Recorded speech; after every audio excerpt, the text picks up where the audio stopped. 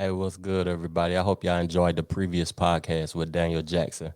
He gave a lot of good information on the spirit realm, by himself being a spiritual guide.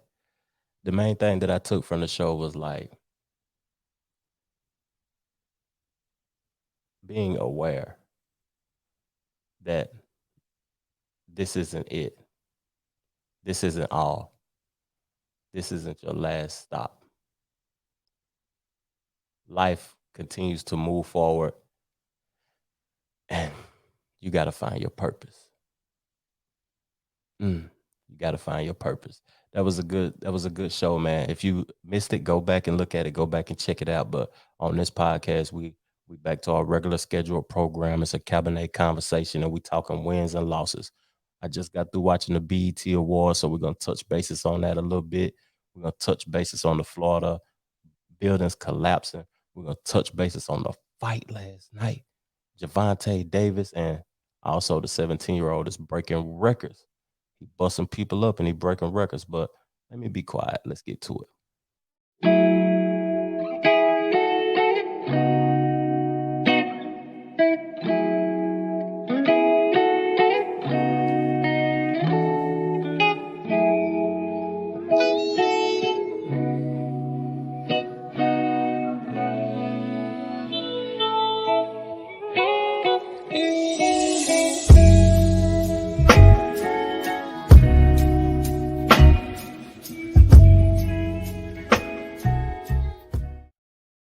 She won album of the year too, man. Jasmine Sullivan, big salute. She won album of the year, big salute. That album was dope though. I can't even lie. I can't even cap that. That album was dope. But so the BET Awards just went off, and what kind of shocked me though was how many people died since the last BET Awards. They highlighted like the people of our culture that passed, and death is so relevant in our lives right now. It's so right in our presence. Like it's we're so aware of it. So many people is dying, and we have these phones and this technology, so we know at an instant when people die. And I'm gonna just name a few of the names like that I knew, the people that I knew. But it was more. The list kept going. I couldn't even write down all the names. It just kept going and going and going. And it's just crazy, like how our lives is right now, the situations that we're in, the positions we're in. So Shock G, rest in peace to Shock G, the founder of Tupac Digital Underground. Shock G, Gail Sayers, Gail Sayers, the legendary Gail Sayers, MF Doom, Natalie Reed, Tiny Lister, Debo, man, John Fletcher, Joe Clark, Hank Aaron, Cicely Tyson, Leon Spinks, Reggie Warren, Paul Mooney, Black Rob, Chadwick Boseman, and DMX. And I gotta salute Swiss Beats, Jada Kiss, Buster Rhymes, all the people that came out and celebrated DMX homegoing. Like that was a great going away performance in his realm of hip hop, his sport, his professional talent that he had. Like that was touching for real, man. Because DMX played a part in a lot of people's lives, especially if you 35 and up, man. He played a part in our lives, like from acting, movies to music videos to hit records back to back to an incredible stage performance. Jay Z just spoke on him recently on Uninterrupted on LeBron James show that come on HBO. Jay Z spoke on DMX, how DMX helped him upgrade his performance, how he helped him level up his performance. And DMX was the reason he boycotted the Grammys. He won the Grammy and boycotted it because he felt as if he didn't deserve it over DMX. Because the year he won the Grammy, DMX released two platinum projects and didn't win the Grammy. So that gave Jay Z a reason to boycott him. But man, the BT Wars, it was kind of dope this year, man. At the end of the day, salute to Megan Thee Stallion. She cleaned up. She probably won about 4 or 5 awards. She cleaned house. You know what I'm saying? The best performance to me, it was what's my boy name? Dang, I forgot that group name, but they got a group. That group is called something, but I know him as, you know what I'm saying? Shit, what's his name? Silk Sonic. Silk Sonic. Them boys, they won best group and they had the best performance, my opinion. Silk Sonic. I don't even know them boys' name right now for some reason. But Silk Sonic. Y'all know who I'm talking about. Anderson .Paak and Bruno Mars. I got their name. Don't discount on yourself, Trev. And then Lil Nas X ain't gonna be shocking nobody no more. Kissing people and twerking on devils and stuff. At the end of his performance tonight, he kissed another man, like live on TV at nighttime. Come on now, that ain't shocking no more. What point you prove? Everybody in the whole universe know you gay now. It ain't shocking no more. It's not, the shock value is gone, dog. But continue to do you. I'm not a hater though. I'm not a hater. As long as you're successful and you continue to be successful, if that's what make you happy, do it. Is that a win or is that a loss? Him doing that, continue to doing it and having to do it now. And Queen Latifah, she won the Lifetime Award for just the length of her career, the length of it, and the success of it for how long she's been in the game, like from acting to makeup to rap to videos to executive producing other projects and highlighting other people's to running her company Flavor Unit. Like, big salute, Queen. Big salute. And then Lil Kim came out and performed her song, one of her songs, UNITY. It was a beautiful thing. It was a great celebration. The city girls came out and they twerked it up. You know what I mean? It was a damn good show, man. It was a good show. That's all I can say. It was a good show. So we're gonna move on. We're gonna move on in the podcast. Wish I'd have got my video up earlier. How many people seen the fight last night? I'm gonna play a little bit of the fight. How many people seen the fight last night? And did you enjoy the fight? Because I did. You know what I mean? I watched every second of it. Javante Davis. Let's get a little peek at it. Ain't nothing need to be said. The boy got a lick on him. You see that body shot? What it did to the boy?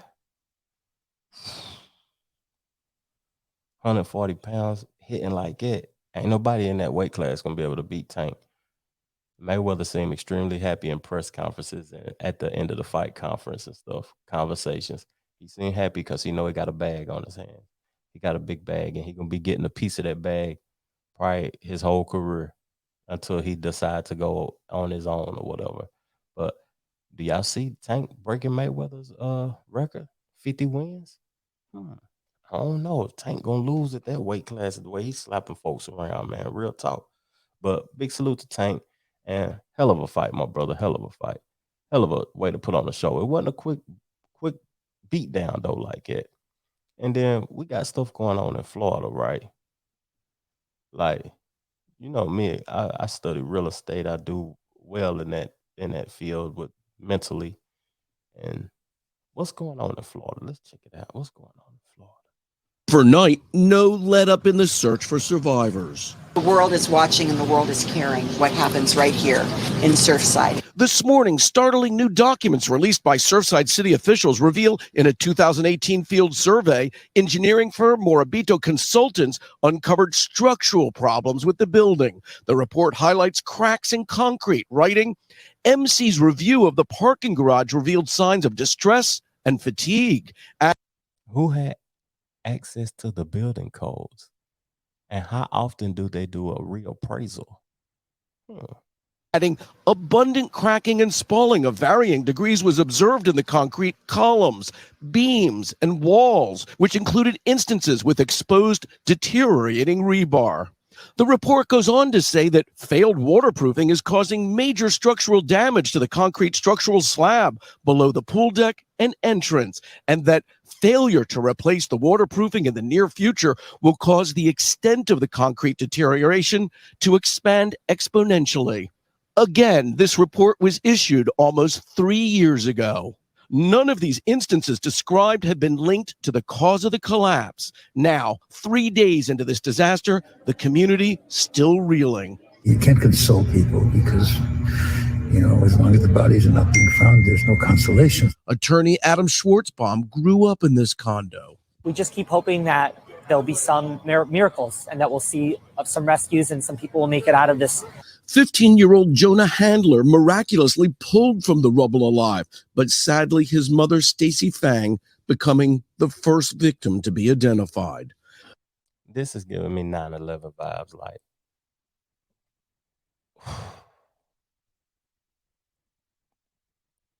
the building, first of all. Who was up on the codes? It's supposed to be somebody yearly checking to see the structure, to see if it can be upheld, or we need to take it down, or we need to do something about it. Like, you know what Miami look like when you go down there. I get deeper into it, but somebody got a lawsuit on their hands, though. Big boy lawsuit. Judy Spiegel's daughter, Rachel, holding out hope, but giving the medical examiner DNA samples if a match is needed. I just hope and pray that I can hug her again. Urban search and rescue teams here in Surfside have heard no voices, no deliberate tapping to suggest someone is trying to communicate with the outside world. Just 9 days before the collapse, the Condo Association's engineer contacted 5 general contractors to begin the recertification required for Florida buildings 40 years old. Now that the building has collapsed, we're going to need an engineer to try to dig into this. Some this more say asking the question why will come after the agony of what few want to say out loud. Hopeful about survivors? I'm not hopeful. So at the end of the day, those people live in that condo. They was at home. That's what they call home. That's their place of relaxation, place of sleep, place of peace. And it collapsed on them. We all know when we go to Miami, it looked like 1980, the crack era still, with the pink buildings, blue buildings, and baby blue buildings and all of that. It like the crack era. They don't invest no money into the structure of Miami. They leave it the aesthetic that it is. And then this happens. This lawsuit is going to cause all condos and all high-rise places to check. They're going to have to do some checking because this is going to be a lick. This is going to be a lick more than what it's worth. But man, peace, love, and abundance to all of those people. And I hope more people are found alive than will be found dead. Real talk. So the last topic I'm going to get on. No, I got 2 more. I apologize. First, I'm going to get on Soulja Boy and Bow Wow versus. So before I watched, I was thinking Soulja Boy was going to win because I don't think Bow Wow songs is going to stand the test of time. Right now, Bow Wow's 34, 35 years old. It was cool seeing Omarion come out. It was cool seeing Lil Romeo come out. It was cool because that was their peers and it was at their time. But Bow Wow music didn't age well. It didn't grow up well.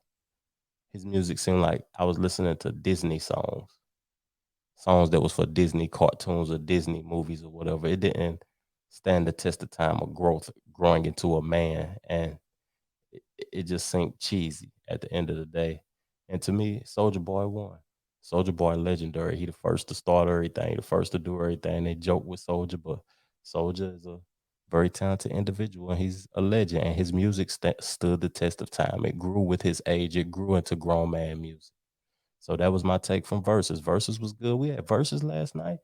We had the fight last night, B.E.T. Awards night. We had a pretty good night. Wins and losses. What's popping?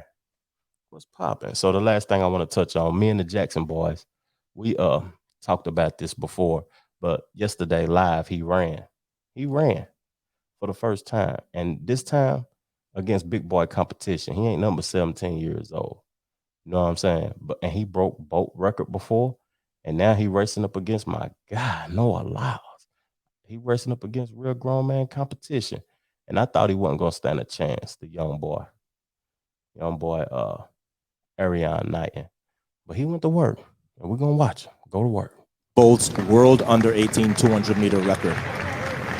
He turned pro, and that's the only reason why he will not get credit for having broken Noah Lyles' high school national record. He ran 20.04 in his opening round heat. He's only 17, but I guarantee you he is going to factor in this race. He's in lane 6. He's already got this guy's attention, Noah Lyles.